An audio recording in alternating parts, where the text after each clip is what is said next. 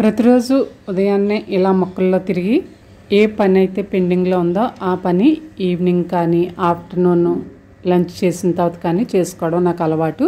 అలా ఈరోజు గార్డెన్లో తిరుగుతుంటే ఈ పాట్ అయితే రెడీగా ఉంది. దీన్ని రీప్లేస్ చేయాలన్నమాట.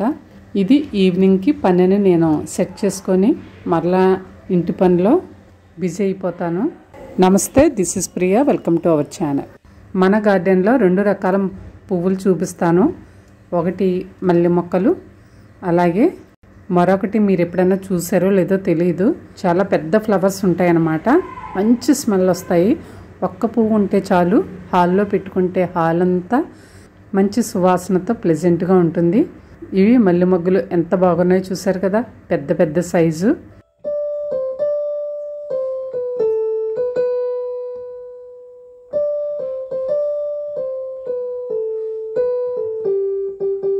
పెద్ద పువ్వు అని చెప్పాను కదా, అది ఇదేనండి. వీటి పేరు కూడా మల్లె, గేదె మల్లె అంటారు. ప్రాంతాన్ని బట్టి రకరకాల పేర్లతో పిలుస్తారు. మా సైడ్ అయితే గేదె మల్లె అంటారనమాట. మొగ్గ దశలో ఉన్నప్పుడు అచ్చం మల్లె మొగ్గలాగే ఉంటుంది. పువ్వు విడిస్తే ఇలా ఉంటుందన్నమాట. మొగ్గ చూపిస్తే చాలామందికి తెలియదని నేను పువ్వులు చూపిస్తున్నాను. ఒక్క పువ్వు మన ఇంట్లో ఉంటే చాలు, ఇల్లంతా సువాసనతో నిండిపోతుంది. బాగున్నాయి కదండి. ఇది మొక్కలా పెరుగుతుంది, క్రమేపీ చెట్టులకు కూడా అయిపోతుంది. అమ్మ వాళ్ళ ఇంట్లో అయితే పెద్ద చెట్టు ఉంది. ఈసారి మీకు చూపిస్తాను క్లియర్గా.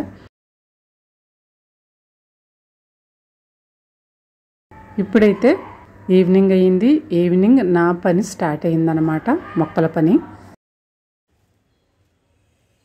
ప్రతిరోజు మొక్కల పని ఏదో ఒకటి ఉంటూనే ఉంటుంది. మొక్కల విషయంలో రెస్ట్ అనేది ఉండదు. ఈ మొక్క చూస్తున్నారు కదా, గోరింటాకు మొక్క. నాకు తెలిసి 8 to 10 feet ఉంటుంది. అంత పొడవు పెరిగింది. చాలా వరకు కట్ చేసేసేదాన్ని. ఈ మధ్య కట్ చేయకుండా అలా ఉంచేసాను, ఎంత పెరుగుతుందో చూద్దామని. రీసెంట్గా ఏమైందంటే ఈ మొక్క ఉన్న కవర్ మొత్తం పందికొక్కు కొరికేసింది అనమాట. అది నర్సరీ బ్యాగ్, 15 kgs నర్సరీ బ్యాగ్లో ఉండేది ఈ మొక్క. ఈ మొక్కను వేసి దగ్గర 10 to 12 years అయింది అదే కవర్లో వేసి. ఇన్నాళ్ళకి దీనికి ప్రాప్తం వచ్చిందనమాట పందికొక్కు వల్ల. వారం నుంచి దాన్ని కట్ చేసేస్తుంది, కానీ ఇక చివరికి కవర్ అంతా కట్ చేసేసి సాయిల్ అంతా బయటకు వచ్చేసింది. ఇంకా ఎమర్జెన్సీగా ఖాళీగా ఉన్న బకెట్లో నేను అలా పెట్టేయడం జరిగింది. ఆ మట్టి కూడా అలా వేసేసాను. ఆ బిన్నుకి కన్నం కూడా పెట్టలేదు నేను. కన్నం పెట్టకపోతే వాటర్ అంతా స్నాగ్నెట్ అయిపోయి ఉండిపోద్ది కదా. వారం నుంచి వర్షాలు పడుతున్నాయి. ఖచ్చితంగా దీన్ని టర్న్ చేయాల్సిందే వేరొక బిన్నెలో. ఈ బకెట్కి నేను ఆల్రెడీ హోల్స్ పెట్టుకోవడం జరిగింది. ఆ కన్నాలని కొబ్బరి చిప్పలతో కప్పడం జరిగింది. డ్రైన్ కరెక్ట్గా ఉంటే మొక్క అనేది చనిపోకుండా చక్కగా బతుకుతుంది. ఈ సాయిల్ ఆల్రెడీ మనం స్వీట్ పొటాటో ప్లాంట్ తీసేసాం కదా, ఆ సాయిల్ అన్నమాట. ఆ సాయిల్లోనే కొంచెం కంపోస్ట్ యాడ్ చేశాను నేను. సాయిల్ కూడా చాలా మాయిశ్చర్గా ఉంది. మనం వాటర్ కూడా ఎక్కువ వేయనవసరం లేదు. ఎలాగూ గోరింటాకు మొక్క వాటర్తో నిండిపోయే ఉంది కాబట్టి ఎక్స్ట్రా వాటర్ అనేది మనం యాడ్ చేయనవసరం లేదు.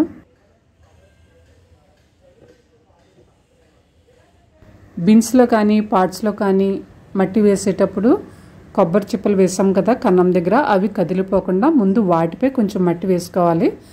ఆ తర్వాత మట్టి మనం ఎలా వేసినా పర్వాలేదు. ఇప్పుడు నెమ్మదిగా అందులో తీసివేసాను. చాలా నానిపోయింది మొత్తం, మట్టి రూట్స్ అన్నీ నానిపోయి ఉన్నాయి. నేనైతే అసలు ఒక వారం వరకు వాటర్ వేయనవసరం లేదు ఈ మొక్కకి.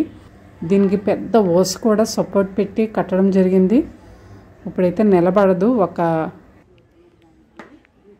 1 week 2 weeks పడుతుంది ఇది సెట్ అవ్వడానికి. ఎందుకంటే సాయిల్ అంతా రూట్స్ అన్నీ బాగా తడిగా ఉన్నాయి కాబట్టి నిలబడదు. ఇప్పుడు నేను సాయిల్ కూడా సగమే వేయాలనుకుంటున్నాను. ఎందుకంటే బాగా నానిపోయి ఉన్న మొక్కకి పురుగు పట్టే అవకాశం ఉంది, వేరుకుళ్ళు తెగులు వచ్చే అవకాశం ఉంది కాబట్టి వేపాకులు అలాంటివి వేయడం మంచిది. అందుకని సగం మట్టుగా నేను సాయిల్ వేసి తర్వాత అదర్ ఫంగిసైడ్స్ ఏమన్నా ఇవ్వడం మంచిదని నేను అనుకుంటున్నాను. చాలామంది ఇళ్లలో గోరింటాకు మొక్క ఉండకూడదు అని అంటారు.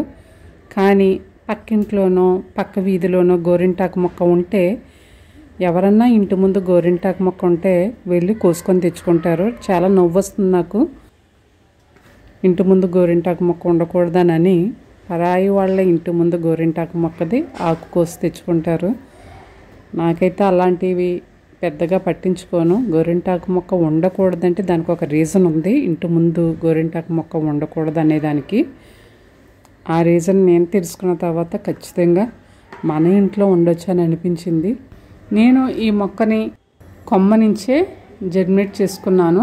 కొమ్మ నుంచే పెంచుకోవడం జరిగింది. కొమ్మ తెచ్చి నాటుకోవడం వల్ల ఇది ఇలా మొక్కలా మారిందనమాట. ఆల్రెడీ ఇంకొక బిన్లో కూడా ఉంది. నేను పాత వీడియోస్లో చూపించడం కూడా జరిగింది. కొమ్మ ద్వారా జర్మినేట్ చేసుకోవడం 2 ఉన్నాయన్నమాట. వేరొక మొక్క చాలా చిన్నది వెడల్పాటి బిన్నులో ఉంది, లోతు తక్కువ బిన్నులో. దాన్ని కూడా వేరొక లోతైన బిన్నులోకి మార్చాలి. ఇంటి ముందు ఉండకూడదు అంటారు కానీ ఇంట్లో గార్డెన్లో ఉండొచ్చు కదా. ఆ లాజిక్తో నేను పెంచడం జరిగింది. మా అమ్మగారి ఇంట్లో కూడా మా చిన్నప్పుడు గోరింటాకు మొక్క లేదు. ఆ తర్వాత అమ్మ కూడా పెంచడం మొదలుపెట్టారు. మా ఇంట్లో గోరింటాకుకి చాలా ప్రత్యేకమైన స్థానం ఉంది.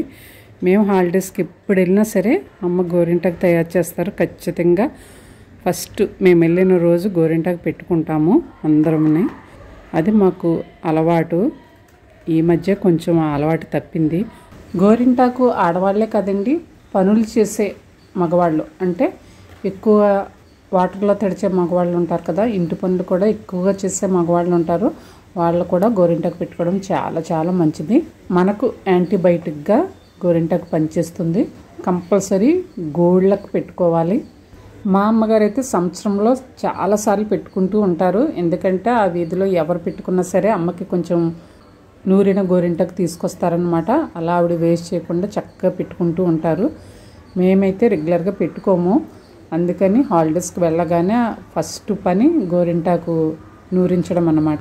నేనైతే చాలా మట్టుకు హెన్నా తయారు చేయడానికే కోస్తూ ఉంటాను. అది కూడా ఈ మధ్య కొయ్యటం లేదు. అందుకనే కట్ చేయడం కూడా మానేశాను అనమాట. ఎంత హైట్ పెరుగుతుందో చూద్దాంలే అని. ఇప్పుడు మనం మొక్క వేయడం అయిపోయింది కదా, దీనిని వర్షం పడని ప్లేస్లో పెట్టాలని నేను అనుకుంటున్నాను. ఒక ప్లేస్ అయితే సెట్ చేశాను. 2 అక్కడ పెట్టేద్దాము. చూడండి మన గోరింటాకు మొక్క ఎంత హైట్ ఉందో. నేనైతే ఇప్పుడు వర్షం పడుతుంది కాబట్టి వర్షంలో ఇక పెట్టదలుచుకోలేదు. వర్షపు నీరు వస్తుంది కానీ ఇక్కడైతే వర్షం పడదన్నమాట.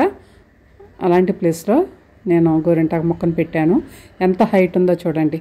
పక్కన ఏసీ కండిషనర్ ఉన్న హైట్లో మన మొక్క ఉందన్నమాట. సగం వరకునే నేను సాయిల్ వేయడం జరిగింది.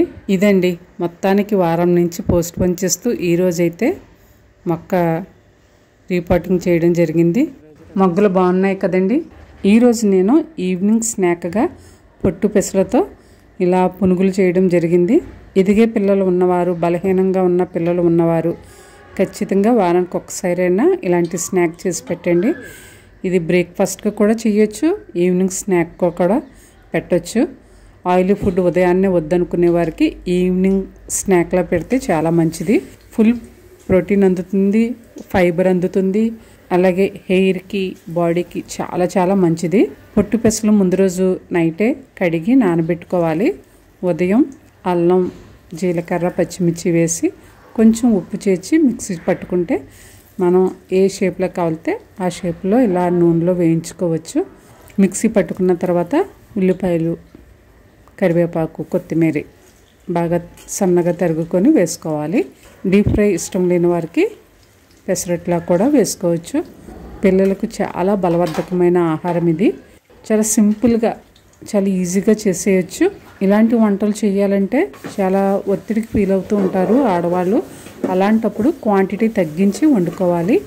ఎక్కువగా వండుకోకుండా ఒక్కొక్కరికి 5 6 పునుగులు వచ్చేలా వండుకుంటే మనకు శ్రమ ఉండదు, తినడానికి వారికి కూడా ఇబ్బందిగా ఉండదు. ఎక్కువ వండితే ఎవరికైనా ఇబ్బందే కదా. ఈసారి ఈవినింగ్ స్నాక్గా ఇలా పొట్టు పెసలతో పునుగులు చేసి చూడండి. Full high protein, high fibre ఉన్న ఫుడ్ ఇది. పిల్లలకి, వయసు పెరుగుతున్న వారికి చాలా మంచి ఈవినింగ్ స్నాక్ అని చెప్పుకోవచ్చు.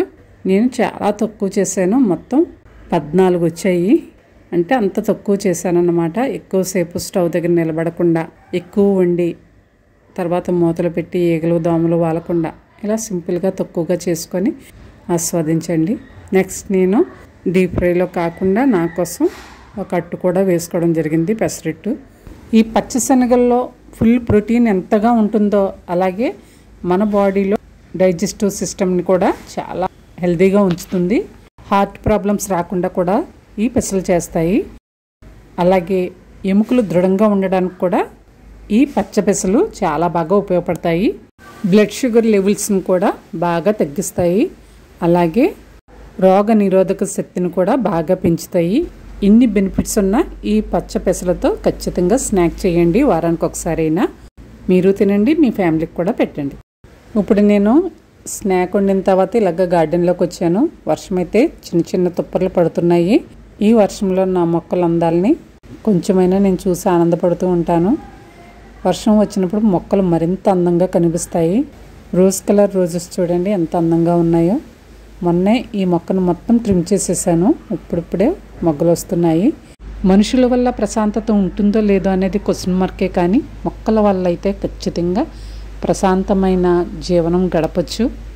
ఇది నా అనుభవం. మన చుట్టూ మొక్కలుంటే మనం కొంచెం ప్రశాంతంగా ఉన్నట్టే. ఇప్పుడు ఈవినింగ్కి మంచి రెసిపీ చేస్తాను. చపాతీలోకి మంచి కాంబినేషన్ ఈ కర్రీ. చామదుంపలతో ప్రతి ఒక్కరూ పులుసు చేస్తారు, అది అన్నంలోకి చేస్తారు. నేనైతే ఈ చామదుంపల పులుసు చపాతీలోకి చేస్తున్నాను. ఇలా డిఫరెంట్గా చేస్తే ఖచ్చితంగా ప్రతి ఒక్కరు ఇష్టపడతారు చపాతీలోకి. చపాతీలోకి ఈ కర్రీ చేస్తున్నాను కాబట్టి చింతపండు వాడకుండా టమాటాతోనే ఈ చామదుంపల పులుసు అనేది నేను చేస్తున్నాను. రుచికి రుచి, ఆరోగ్యానికి ఆరోగ్యం కూడా. ప్లస్ చపాతీ తిన్నప్పుడు వేడి చేస్తుందనే భయం కూడా ఉండదు ఇలాంటి కర్రీ వండినప్పుడు. నేను ముందుగా చామదుంపలను నీటిలో 1/2 గంట సేపు నానబెట్టుకొని మట్టి బాగా కడిగి 1 విజిల్ వచ్చే వరకు కుక్కర్లో ఉడికించుకొని స్టవ్ ఆఫ్ చేసి తోలు ఒలిచి పెట్టుకోవడం జరిగింది.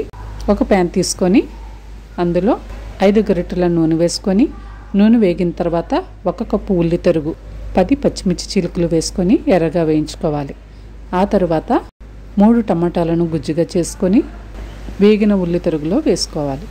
టమాటాలు వేసిన తర్వాత మూత పెట్టుకొని 30 సెకండ్ల పాటు మగ్గనివ్వాలి.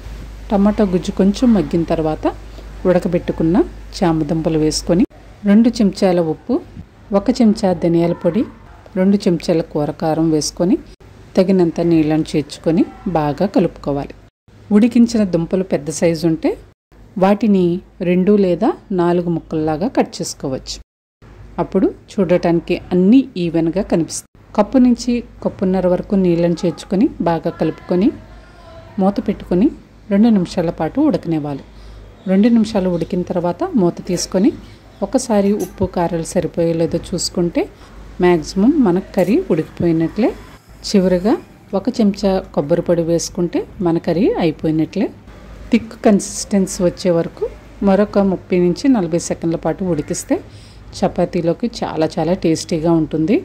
ఈ చామదుంపల పులుసు చపాతీలోకి కానీ దోశలలోకి కానీ చాలా చాలా బాగుంటుంది. ఎప్పుడూ ట్రై చేయకపోతే ట్రై చేయండి. ఫ్యామిలీ మెంబర్స్కి కొత్త కాంబినేషన్ ఇంట్రడ్యూస్ చేసినట్లు ఉంటుంది. ఈ రెసిపీ మీకు నచ్చిందో లేదో కామెంట్ ద్వారా తెలియచేయండి. చూస్తున్నారు కదా ఎంత కలర్ఫుల్గా ఉందో మన చామదుంపల పులుసు. చపాతీలోకి ఎలా ఉంటుందో మరి చెప్పనవసరం లేదు కదా. చపాతీలోకి ఎలా ఉంటుందో ఊహించుకోండి, చూద్దాం.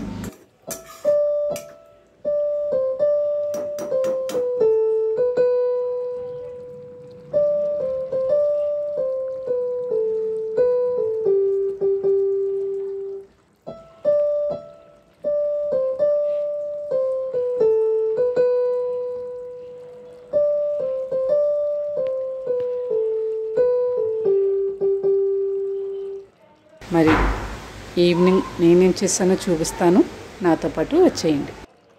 ఇక సమయం అయితే 6 దాటిపోయింది. 6 గంటలకు కూడా వాతావరణం ఇలా ఉంది. నేనైతే కొంచెం మొక్కల్లో అలా తిరుగుదామని వచ్చాను. మన మొక్కలు చూడండి చాలా చక్కగా కనిపిస్తుంది. మీకు ఇక్కడ చూపిస్తున్నాను వర్షం ఎలా పడుతుందో. చాలా లైట్గా పడుతుందన్నమాట. ఈ లైట్గా పడే వర్షంలో మన మొక్క చూద్దాము ఎంత అట్రాక్టివ్గా ఉందో చూడండి. వీటిని కలడియం మొక్కలు అంటారు. దుంప జాతి మొక్కలు చూడటానికి చాలా అట్రాక్టివ్గా ఉంటాయి. నేనైతే బిర్యానీ బాక్స్లో వేయడం జరిగింది. ఆకులన్నీ ఫ్రెష్గా తయారవుతాయని వర్షంలో పెట్టాను అన్నమాట.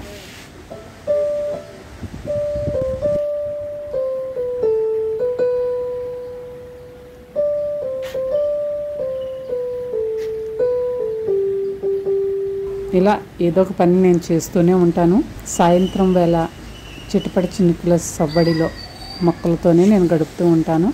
ఈ వాతావరణం చాలా ఆహ్లాదకరంగా ఉంది.